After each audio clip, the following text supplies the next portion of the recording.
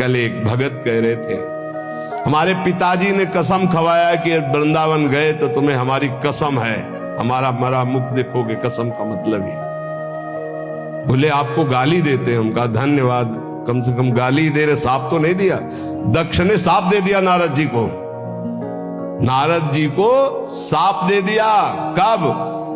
जब उनके पुत्रों को बाबा जी बना दिया, भगवान के मार्ग में जब प्रशस्त कर दिया दक्ष के पुत्रों को, तो दक्ष जी ने जल हाथ में लिया। जब नारद जी गए तो ये नहीं पूछा कि क्या हालचाल, कहा मैं साफ देता हूं, हमारे पुत्रों को भगवत मार्ग में लगा दिया, तुम 2 घड़ी से ज्यादा कहीं जिंदगी में टिकी ना पाओ। 2 घड़ी का मतलब होता है 48 मिनट। बोले इतने में तुम बहुत बड़ा काम कर देंगे, 48 मिनट में तुम बाबा जी बना देंगे, भगवत मार्ग के पति।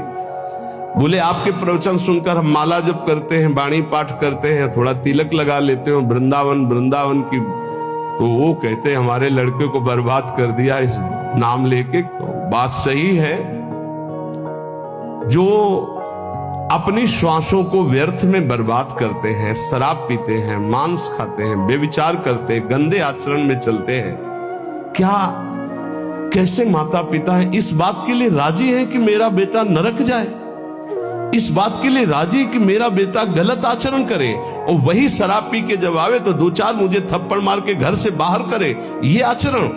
अगर माता पिता को भगवान मानकर उनकी सेवा करो। वो कह रहा था कि आप अपराध भर हमको ना बोध कराएं, तो एक बार अंदर से इच्छा कि अपने बाप को उठा के पटके और खूब धुलाई।